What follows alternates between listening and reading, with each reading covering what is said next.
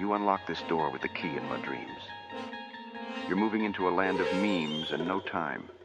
You've just crossed over into the Bimmyverse.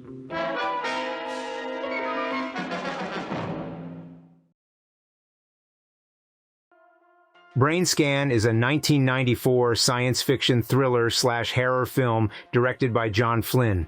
The script for this movie was originally completed in 1987, but was rewritten to incorporate virtual reality elements into the plot.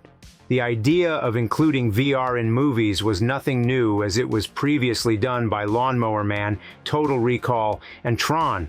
But how would this movie hold up compared to the others? Let's jack right in and find out.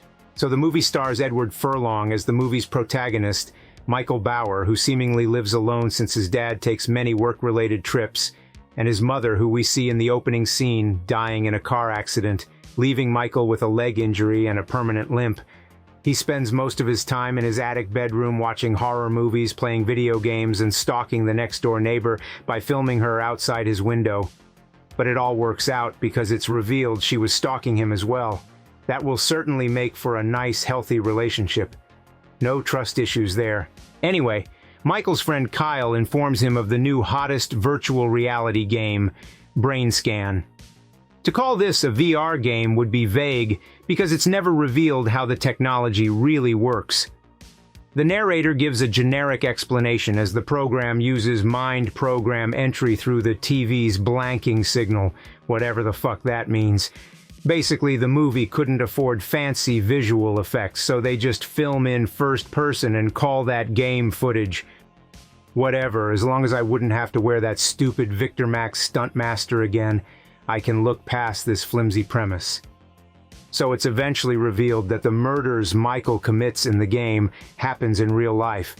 After Michael realizes he's being conned, the narrator materializes into real life, reveals himself as the Trickster.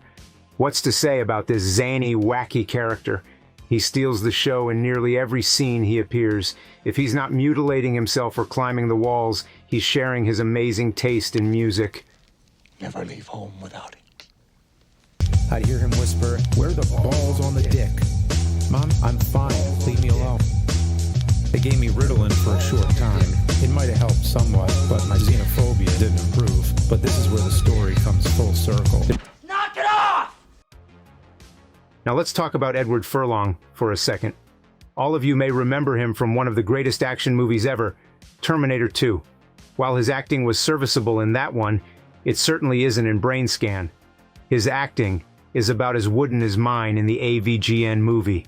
Director John Flynn shared the same opinion, as he is quoted by saying he wasn't a big fan, couldn't act, and had to, quote, slap him awake every morning, unquote. Ever wonder why his acting career never took off? Well, there you go. Ringing endorsement there. Something else I have to mention is probably the coolest thing in the entire film.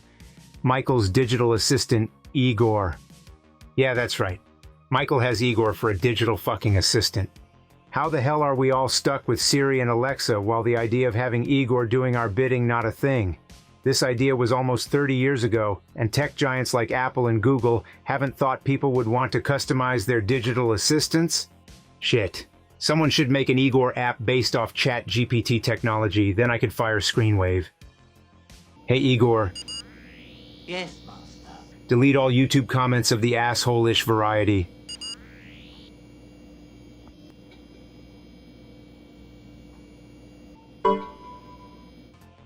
So the rest of the movie continues with Michael committing more murders and hiding from the authorities, all the while trying to finish the game.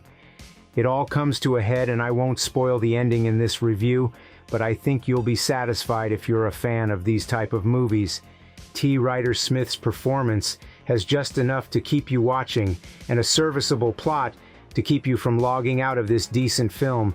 Again, if you're a fan of VR-related films, I'd say give this one a shot. You owe it to the Trickster.